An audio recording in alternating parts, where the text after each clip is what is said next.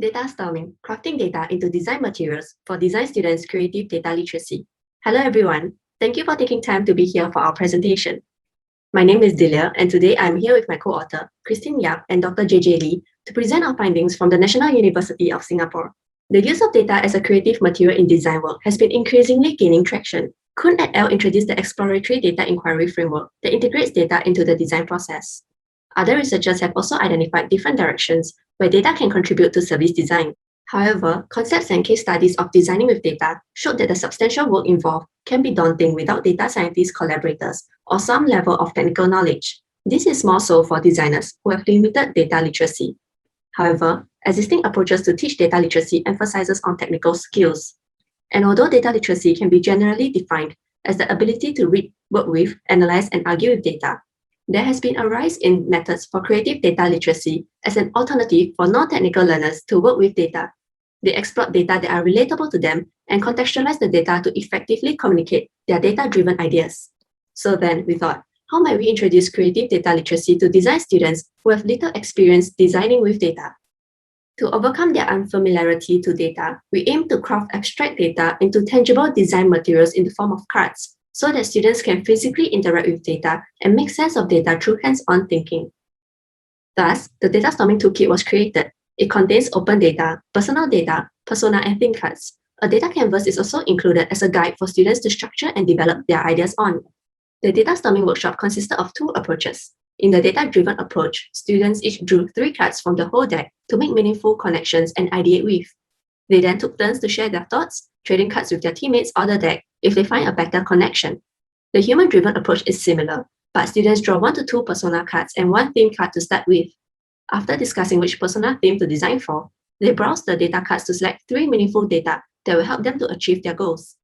Both approaches end with students evaluating their chosen idea using the data canvas before presenting to the floor.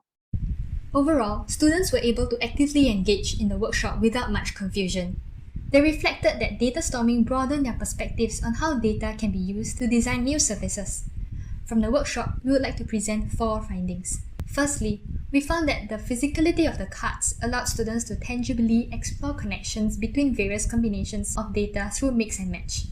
The game rules also encourage the students to frame non-analytical use of the cards to generate ideas by randomly combining data cards.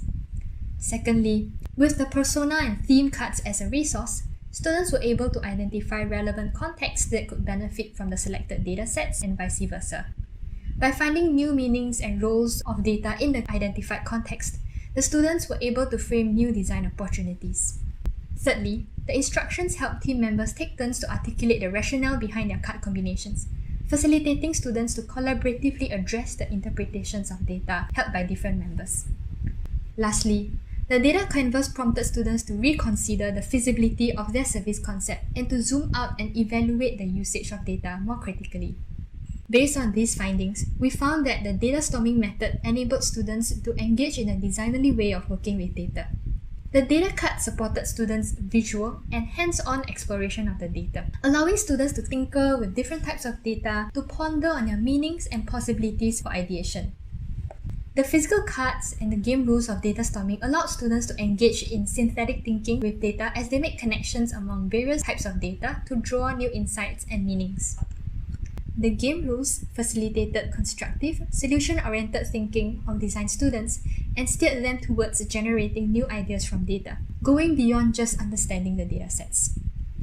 We suggest that when introducing creative data literacy to design students, the learning activity should be designed by supporting their familiar way of thinking and doing, like crafting data into creative design materials for exploration.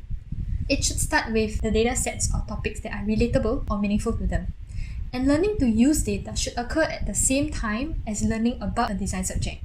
Lastly, the learning activity should include rules for focused engagement that leave them open for reinterpretation and to encourage creativity. As data storming mainly supports data exploration and data analysis, for more holistic coverage of creative data literacy, future designs could include data acquisition and wrangling. Also, more emphasis on ethics and data security can be incorporated in the earlier stages of the gameplay so that there are more robust considerations on the use of data. This concludes our presentation. You can access the free data storming materials using this QR code or through the link below it. Thank you and have a nice day.